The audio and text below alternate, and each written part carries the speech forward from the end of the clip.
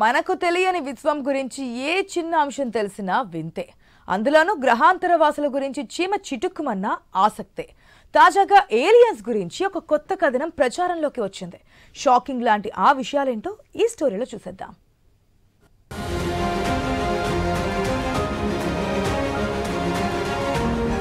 మన కంటికి కనిపించేది నీలాకాశం మాత్రమే. అది అనంత విశ్వం. మనకు తెలియని ఎన్నో రహస్యాలు దాగున్న విశ్వాంతరాలం. అందులోనే గ్రహాంతర వాసులు ఉన్నట్టు అనేక కథనాలు, కథలు, చర్చలు ఉన్నాయి. అదిగో ఏలియన్ అంటే ఇదిగో ఏలియన్ అనే ఉత్కంఠ రేపే కథనాలు అనేకం. సినిమాలు కూడా వచ్చాయి, సూపర్ హిట్ అయ్యాయి. తాజాగా శాస్త్రవేత్తల అధ్యయనంలో కొత్త అంశం వెలుగులోకి వచ్చింది.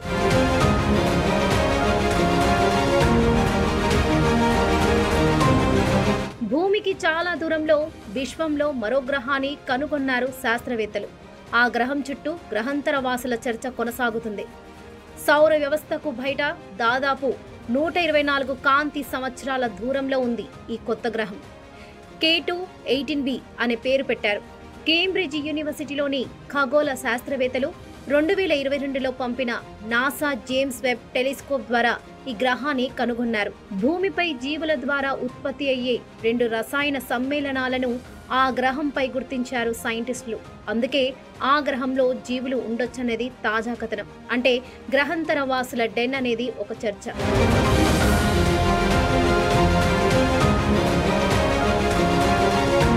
మన భూమి నుంచి దాదాపు 9,30,000 మైళ్ళ దూరంలో ఉంది K2-18b గ్రహం. అంతరిక్ష వాహనౌక అక్కడికి చేరుకోవడానికి కాంతి వేగంతో 124 సంవత్సరాలు ప్రయాణం చేయాలి. అలాగే కొత్త గ్రహం భూమి కంటే 8.6 రెట్లు బరువు, 2.6 రెట్లు పెద్దదిగా ఉంటుందని చెబుతున్నారు. ఈ న్యూ ప్లానెట్ వాతావరణంలో మిథేన్, కార్బన్ డయాక్సైడ్లు ఉన్నట్లు 2023లోనే గుర్తించారు. అంతేకాదు గ్రహం పరిధిలోని వాతావరణంలో కార్బన్ ఆధారిత అణువులను కనుగొనడం ఇదే మొదటిసారి. వీటన్నింటిని పరిశీలించిన తర్వాత అక్కడ జీవుల మనుగడకు అనువైన వాతావరణం ఉన్నట్టు శాస్త్రవేత్తలు చెబుతున్నారు.